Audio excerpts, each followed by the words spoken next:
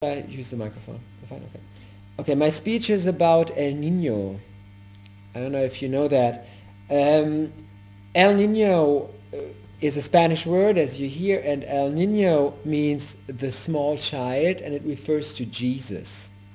Now, in fact, it's not, El Nino is nothing holy. What it is, it's a change of climate patterns in the southern hemisphere of the world, and especially in the Pacific Ocean. So probably your countries are even influenced by it. Let me try to explain that. If you look at the world as a ball, basically, on the southern hemisphere of the world, the currents, the ocean currents, and the winds usually run counterclockwise. That is why cold water comes from the South Pole, goes along the coast of South America, and then in the tropical region moves into the open ocean, passing the Galapagos Islands and then into the Central Pacific. By that time, the water has gained temperature and is warm tropical water. So that works like a screw, that system, which keeps pumping cold water up from the South Pole, along the South American coast, and then into the open ocean. El Nino now is a phenomenon where every 5 to 7 years, that screw changes directions.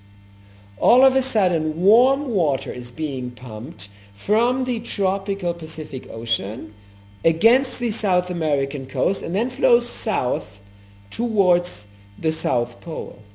So that changes the entire pattern of life in the ocean. Why? Because, as you know, cold water is where plankton lives, and that's where what fish eat.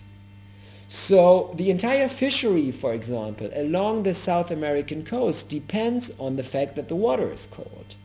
The moment when the warm water comes in, because the currents change, all the plankton dies, so the fish don't have anything to eat, and the entire fishery dies. The fishery industry dies. That's an extreme problem in a country like Peru, which is extremely fishery dependent. The other thing that El Nino does is it creates enormous natural disasters in terms of rainstorms. All of a sudden, tropical air hits the South American continent, leads to enormous storms, rains, and torrential water flowing all over the place. And these disasters cause death and enormous damage, especially in Ecuador, Peru, and even Chile. It's been an old phenomenon.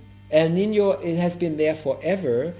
There is even an old pre-Spanish town. It's called Pachacamac. It dates back to the year 800, more or less, near the city of Lima. And that town, around the year 800, which was an enormous ceremonial center, was also partly destroyed during an El Nino inundation. Thank you. Okay, those two come back.